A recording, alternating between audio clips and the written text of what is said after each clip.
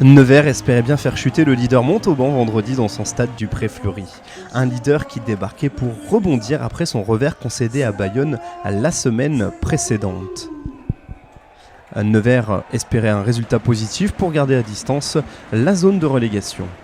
C'est l'ouvreur de Nevers, Nicolas Villemain, qui ouvre le score après une faute du troisième ligne de Montauban, Eden, 3-0 après 6 minutes.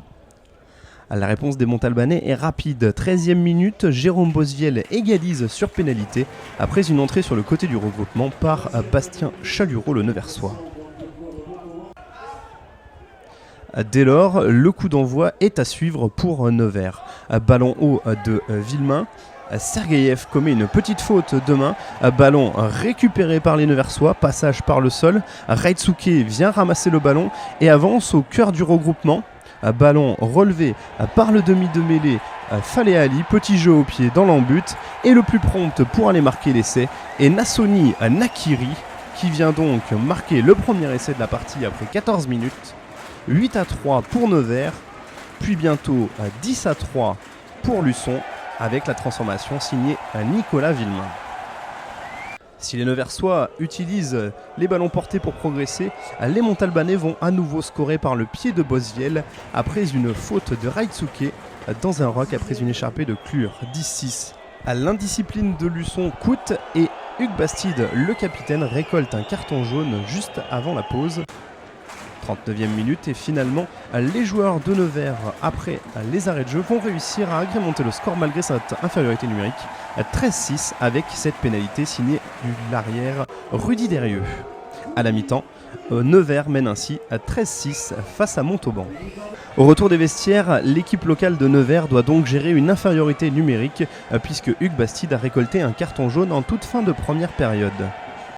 Les Montalbanais vont en profiter pour appuyer sur l'accélérateur sur tout le début de la deuxième mi-temps et faire l'effort notamment sur les mêlées.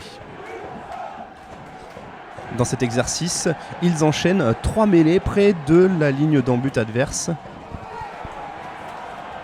Les Montalbanais récupèrent ainsi plusieurs pénalités successives, mettent à mal le pack neversois et sur la troisième d'entre elles, l'arbitre de la rencontre, Mathieu Noireau, siffle un essai de pénalité.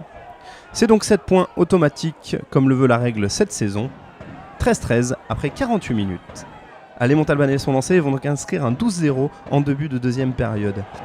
Cette fois-ci, l'action file sur le côté droit. Bosviel ouvre, serre vers Clure. L'arrière est intercalé. Il résiste à la charge de la défense neversoise et vient marquer en coin. Et c'est pour Pierre Clure, l'arrière de l'Union sportive montalbanaise.